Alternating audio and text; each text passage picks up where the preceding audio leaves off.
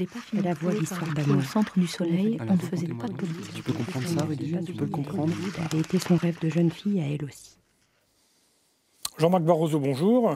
Le désert des Rennes, c'est le titre de l'ouvrage que vous publiez chez mon petit éditeur Édition. Alors, il s'agit, pour être clair, d'un roman, bien évidemment. Un roman, je dis bien évidemment, parce qu'on aurait pu se dire, tellement votre ouvrage est documenté, qu'il s'agit d'un ouvrage sociologique, il l'est quand même un petit peu, qui parle de la condition des femmes en Algérie à travers une histoire, celle de Noira. Noira, chez Razad, une jeune fille qui veut devenir médecin. Et le moins qu'on puisse dire, c'est que ça ne va pas être facile pour elle. Effectivement, j'ai essayé avec ce roman d'entremêler une réalité sociale avec des affects. C'est-à-dire on a des personnages en situation réelle. C'est à la suite de nombreuses lectures, évidemment. Vous évoquiez la sociologie là. C'est vrai que j'ai étudié la société algérienne à la veille de la fameuse décennie noire, dite noire. Les années 90. Tout à fait, qui ont vu 200 000 morts, etc. Et alors il est évident qu'avec cette situation où le fondamentalisme musulman naît, apparaît et va devenir violent, eh bien la femme, on le sait, on le voit dans le monde entier, la femme est une cible facile dès lors que le pouvoir de l'homme apparaît de telle ou telle manière.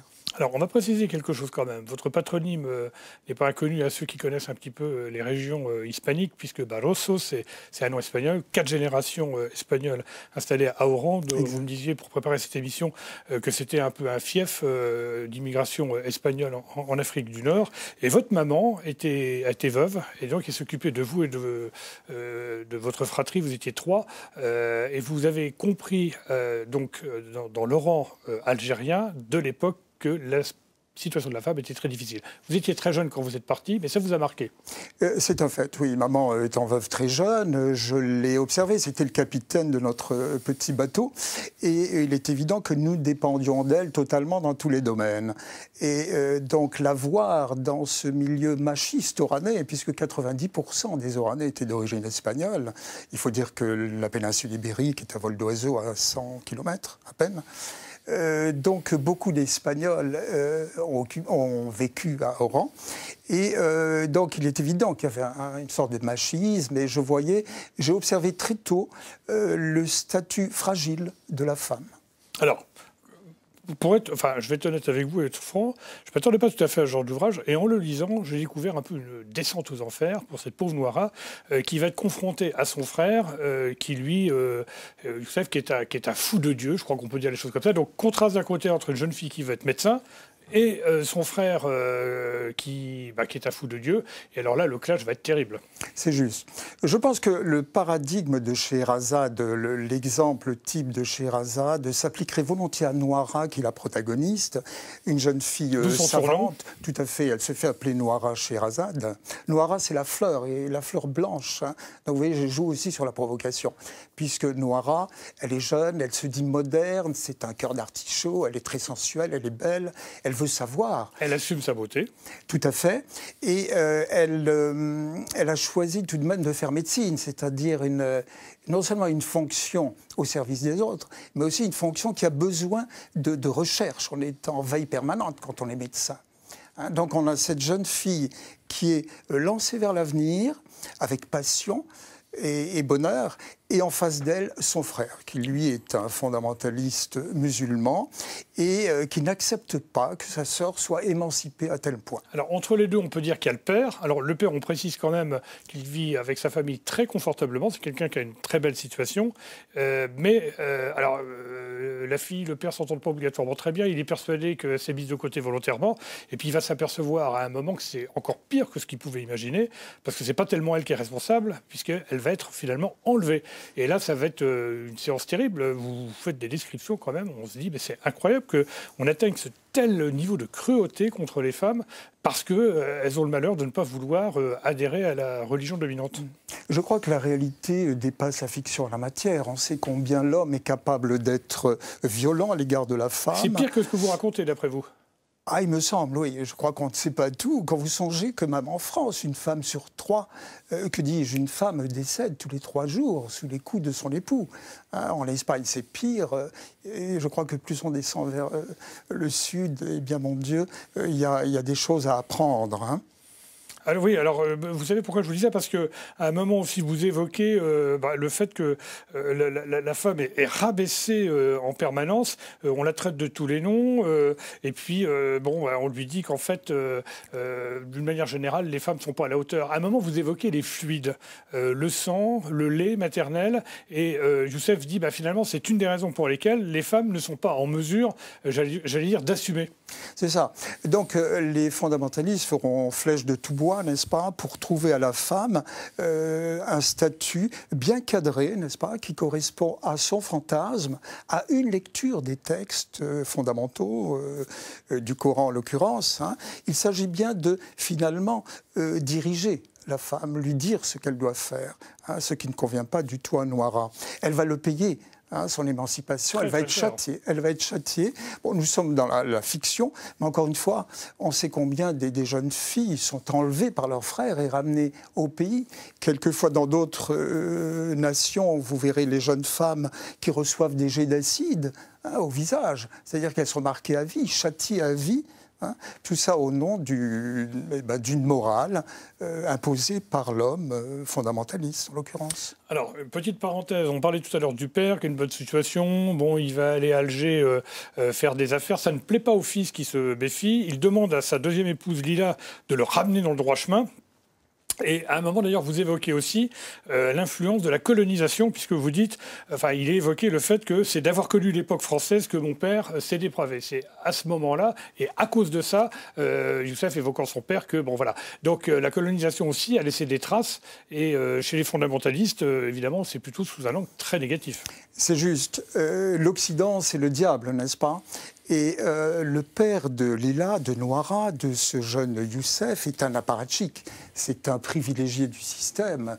Lui, il aime l'argent. Il va même le placer à l'étranger pour en faire davantage, n'est-ce pas? Alors ça, c'est impur, ça, carrément. On sent que ça ne plaît pas au fils du tout. Tout à fait. D'autant que le fils sait combien le peuple souffre en Algérie. De fait, les biens de consommation ne sont pas disponibles. Et donc, ce jeune Youssef, va se révolter contre le père. Hein, ce qui n'est absolument pas dans la tradition, mais en l'occurrence, Dieu va indiquer à ce jeune Youssef la vraie voie, et son père va finalement descendre de son socle. Hein. Le père, au passage, qui lui dit « Attends, Dieu m'a mis sur la terre en tant que ton père, et tu dois me respecter ». Et c'est pas si évident. C'est pas évident, d'autant que ce jeune garçon, Youssef, est lui-même pris dans le cadre d'une formation, d'un groupement de terroristes. Il a des supérieurs, lui aussi, n'est-ce pas? Et qui vont lui demander de menacer son père et de le ramener sur la vraie voie. Voilà, parce qu'à un moment, il évoquait le fait que, justement, ce groupe extrémiste veut carrément prendre le maquis. Et puis, finalement, on comprend qu'il y a un coup d'État derrière tout ça. Je voudrais qu'on termine, parce qu'il ne faut pas tout raconter. Ce serait dommage, parce qu'il se passe quand même pas mal de choses. Et puis, pour Youssef, ça ne va pas très bien se terminer. On ne va pas en dire plus. Rappelez quand même que ce livre s'inscrit donc dans un contexte que vous avez évoqué tout à l'heure. On rappelle qu'en 1991, il y a eu des élections. Et le Front de Libération Nationale, qui dirige actuellement encore le pays, d'une main de fer, avec un président dont on peut dire que M. Bouteflika, qu'il n'est pas très représentatif, dans le sens où, malgré ce qu'on dit en Algérie, il n'est pas en très bonne forme. Je crois qu'on a eu l'occasion de s'en apercevoir. Donc le pays est maintenu d'une main de fer. Et en 91, en fait, c'était le Front islamique du salut qui avait remporté très nettement les élections. À 3 points près, il avait la majorité absolue. Et donc ces élections ont été contestées par le Front national de libération. Et depuis, est-ce qu'on peut dire qu'on vit dans une dictature en Algérie ? Je pense que, de fait, il y a un pouvoir fort qui a su tout de même lâcher du lest, n'est-ce pas? Y compris pour la femme, d'ailleurs, puisque le code de la famille a été légèrement modifié. Il faut savoir que c'est le fils qui a demandé que le code de la femme, de la famille, soit très sévère pour la femme. La femme doit obtenir... Le FI, c'est le Front islamique du salut. Voilà. C'est juste. Ce sont les islamistes, Voilà. Pour simplifier un peu. Bien sûr. Et ce sont eux qui ont demandé, par exemple, que la femme, si elle souhaitait divorcer, il lui fallait 10 bonnes raisons. Alors que pour l'homme, il peut obtenir, lui, le divorce tout à fait dès lors qu'il le souhaite. Et donc, après quelques années, c'était le président Chadli qui a proposé, qui est revenu un petit peu sur le Code du travail, mais tout de même, la femme reste prisonnière dans un tas de domaines. Alors, en conclusion, une dernière question. Est-ce qu'on peut dire, M. Barroso, que finalement votre ouvrage est un livre témoignage ou un livre qui va plus loin? C'est-à-dire que véritablement vous lancez un message et clairement vous prenez position, ce qui n'est pas obligatoirement, j'allais dire, évident. C'est un fait que je crois à l'art engagé. Et il est vrai que là, je veux aider les jeunes femmes, ou la femme moderne dans ces pays, et qui est à la recherche de sa dignité, et qui permettra au pays d'aller plus loin. On sait combien la femme... Ces pays comme l'Algérie, où il y a plus de la moitié de la population qui a moins de 20 ans, ce pays a besoin des femmes. C'est important. Enfin. Absolument.